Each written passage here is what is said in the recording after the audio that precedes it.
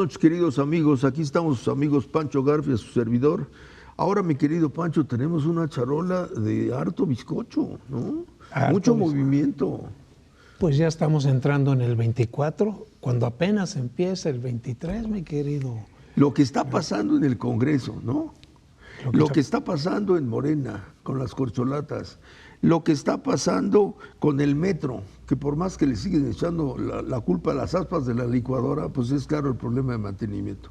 Y por si fuera poco lo que está pasando en el mundo de la oposición, no, pues tenemos muchos temas. ¿Por dónde estamos, Pancho? Pues, si quieres empezamos por el tema del Congreso. Ese tú lo cubres muy bien. Ahí pues voy seguido. Claro. E intercambio ideas con ellos. Y mira, ahí pues está un poco el reflejo de lo que se nos viene. Claro. ¿Sí? Empezó muy movido.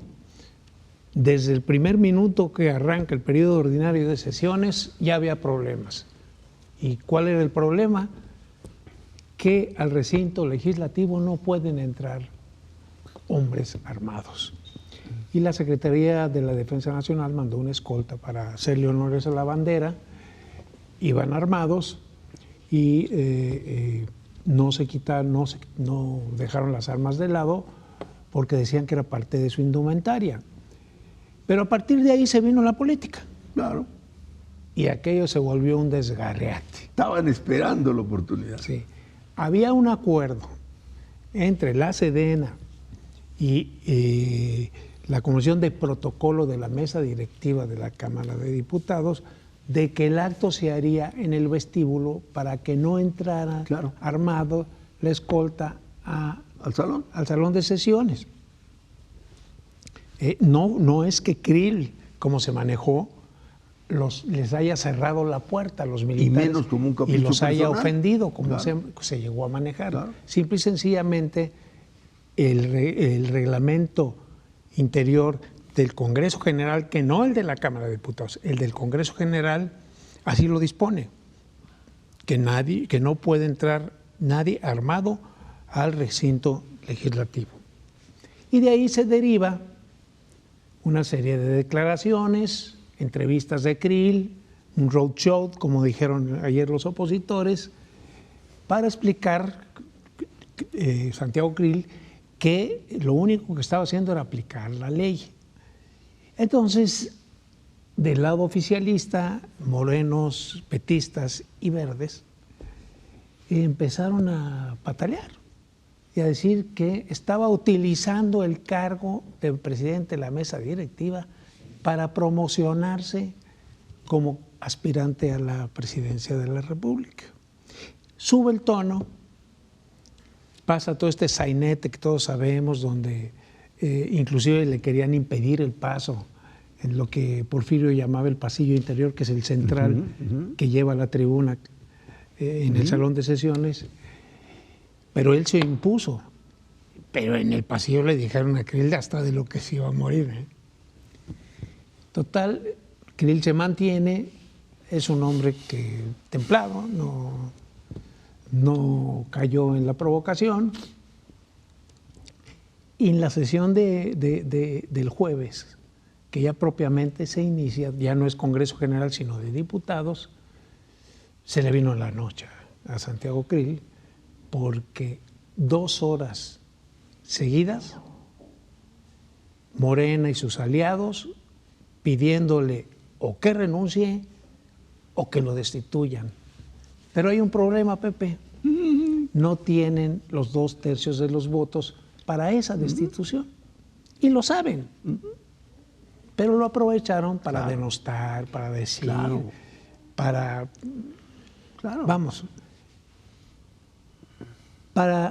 recalcar que Santiago Krill no es digno de estar en el cargo de presidente de la mesa directiva por haber hecho lo que le hizo al ejército y por haber cerrado el micrófono a Gerardo Fernández Noroña, que es el primerito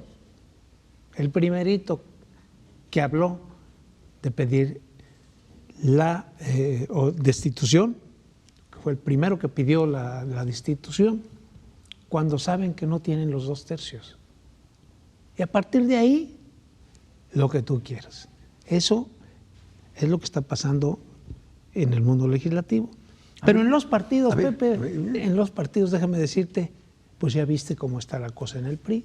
También ya piden la expulsión de Osorio, porque resulta que en este arranque del periodo de sesiones está la sesión previa o la reunión plenaria de los senadores del Revolucionario Institucional y se presenta a Alito Moreno sin invitación. ¿Sí?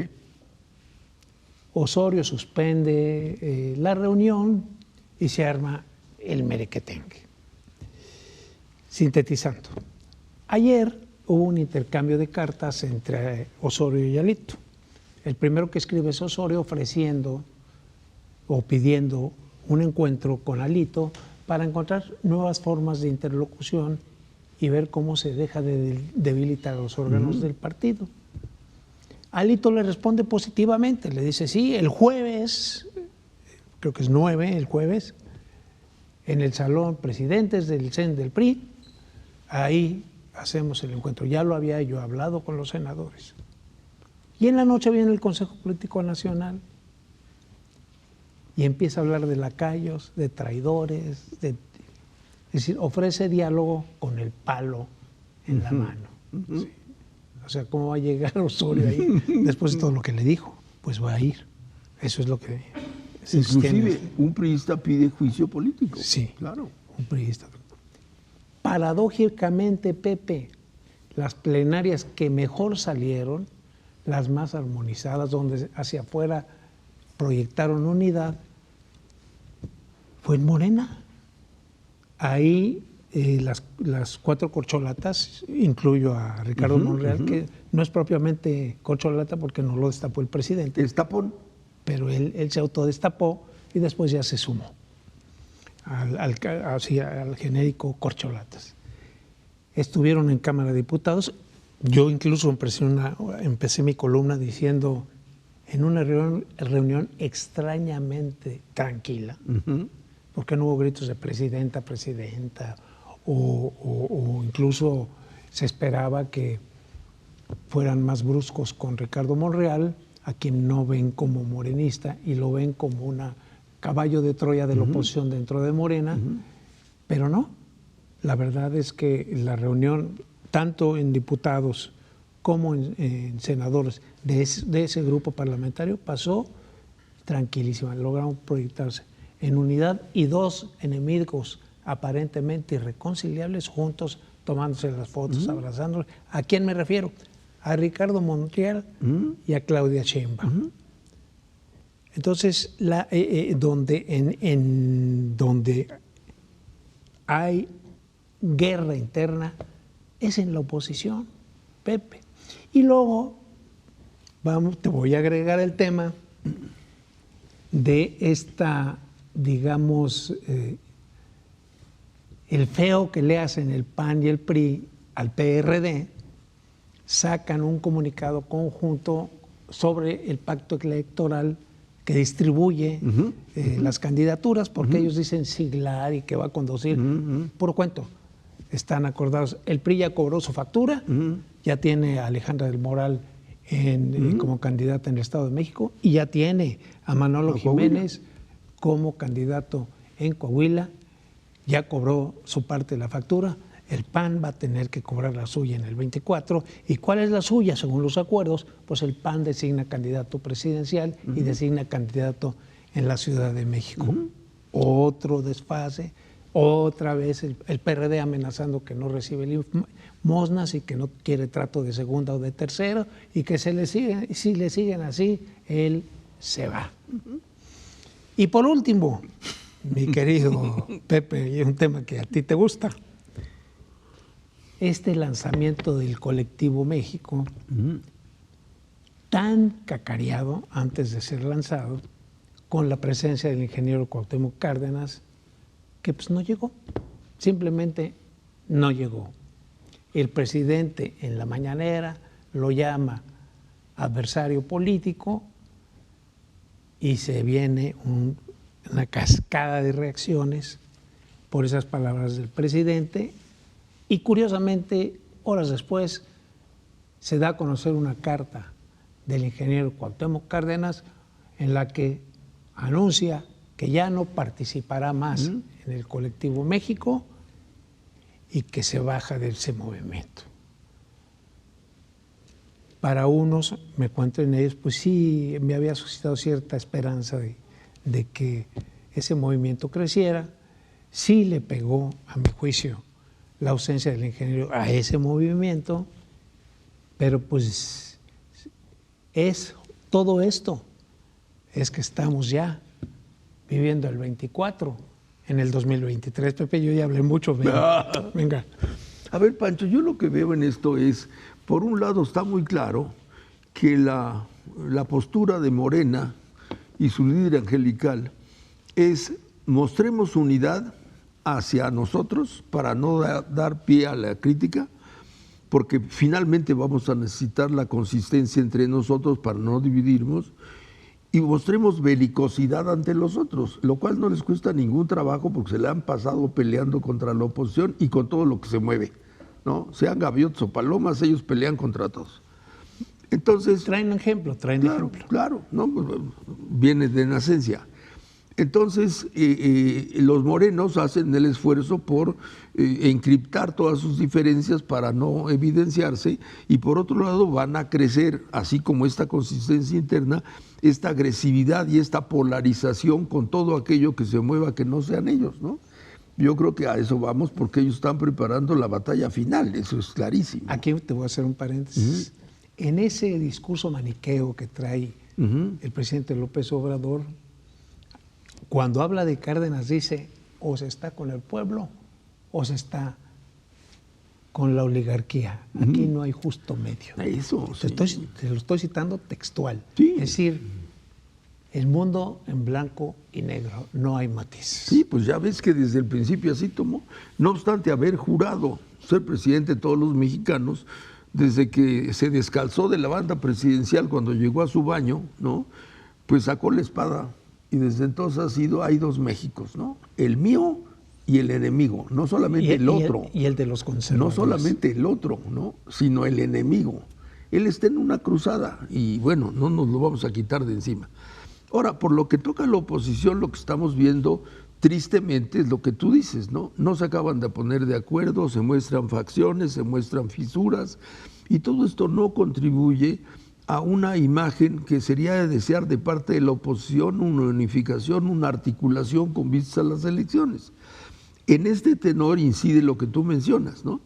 El surgimiento de este nuevo grupo, México Colectivo, que es la unión entre México y colectivo, México Colectivo, en donde pues estaba dicho y anunciado y comprometido que el ingeniero iba a participar. Ahora, hoy se sabe, porque la gente lee, ¿no? Ha ido tomando en consideración que la defección, porque ese es el nombre que yo le doy, del ingeniero Cárdenas, ¿no? Del Cordero de Dios, de la oposición, ¿no? Me río porque él ha vivido el papel de ser el Cordero de Dios en los últimos años, ¿no? Él es el ungido. Y mucha gente lo ha tomado así. Bueno, digo mucho por decir algo, pero digamos, un grupo importante lo ha tomado así. Él ya había dejado saber, haciendo comentarios aquí y allá, que él ya estaba tomando distancia y que ya no iba a asistir a esa reunión, ¿no? Tan lo había dejado saber que había, trascendido, de tal manera que del todo no fue una novedad. Su no presencia fue la confirmación de lo que él había venido comentando, ¿no? Ahora, pareciera desafortunado, pero debe tener alguna explicación, que él hubiera tomado este camino de primero decirlo, hacerlo trascender y no formalmente anunciarlo. Habría que preguntarse por qué. Y segundo, cuando anuncia, utiliza esta cláusula de por razones políticas, ¿no? También pensemos que alguna razón tuvo, porque pudo haber tomado una justificación más escueta, ¿no? Por razones personales y dejarlo así. Pero el hecho de que lo hubiera trascendido desde antes y que después es post facto a su ausencia, haya utilizado eso, es lo que ha dado cabida a toda la especulación, ¿no? En fin, no quiero entrar en la especulación porque nos vamos a perder. Sí. Pero bueno, por si eso fuera poco, en el metro siguen los accidentes, ¿no? Claro, por parte de Morena sigue la inculpación de que son los malos que le ponen piedras a los rieles, ¿no? Y déjame mencionarte un detalle que a mí me parece terrible. El conductor del metro que chocó, el de la línea 3, donde parece que le ordenaron, según declaró él a Imagen, le ordenaron que ignorara las señales y que se siguiera, pues le están pidiendo una reparación de 160 millones de pesos a un trabajador, el gobierno de los trabajadores, a un trabajador que gana 18,000 pesos mensuales. ¿De dónde los va a sacar? ¿Quién sabe? Pero además, si es correcto lo que declaró el chofer, de que le ordenaron ignorar las señales y seguir por un túnel donde no había luz, pues francamente yo a ese argumento le llamo cobardía. Cobardía, ¿por qué? Porque todos sabemos desde aquel accidente de la línea 12 del metro que la empresa DNB noruega, que cuando la contrató el gobierno de la Ciudad de México, dijo que era maravillosa, que era la mejor empresa, que no había otra que pudiera hacer un peritaje mejor, pues al final, en la tercera entrega, concluye que es falta de mantenimiento. Y todos lo sabemos, porque eso ocurre en todas las dependencias. No hay dinero para reparaciones, los elevadores parados, las escaleras del metro que no se mueven, las goteras que no se subsanan. En fin, tú vas al aeropuerto de la Ciudad de México, por cierto, el tema de la carga que se va que es otro tema de discusión, podría llevarnos un programa entero. Por decreto presidencial tienes que irte del Aeropuerto Internacional de la Ciudad de México al Felipe Ángeles, un aeropuerto pues que podrá ser el mejor del mundo, como dice el presidente, pero al que nadie quiere ir, Pepe, y me están indicando que ya nos tenemos que ir. Lo que pasa es que nos invitaron a visitar el AIFA, por eso nos tenemos que ir. No crean que otra cosa, vamos entusiastadísimas, ¿no? Seremos una carga, por eso nos están mandando por allá. Yo creo que sí. Bueno, pues muy buenas noches, queridos amigos. A ver qué nos pasa esta semana que va a empezar. Que les vaya muy bien. Cuidémonos todos del COVID y de todos los COVIDes existentes. Y por supuesto de los ataques de Morena. Si son ustedes de Morena, les toca atacar. Si no son de Morena, entonces les toca ser atacados. El juego está clarísimo, blancos contra negros. Pancho, buenas noches. Muy buenas noches, muy buenas noches.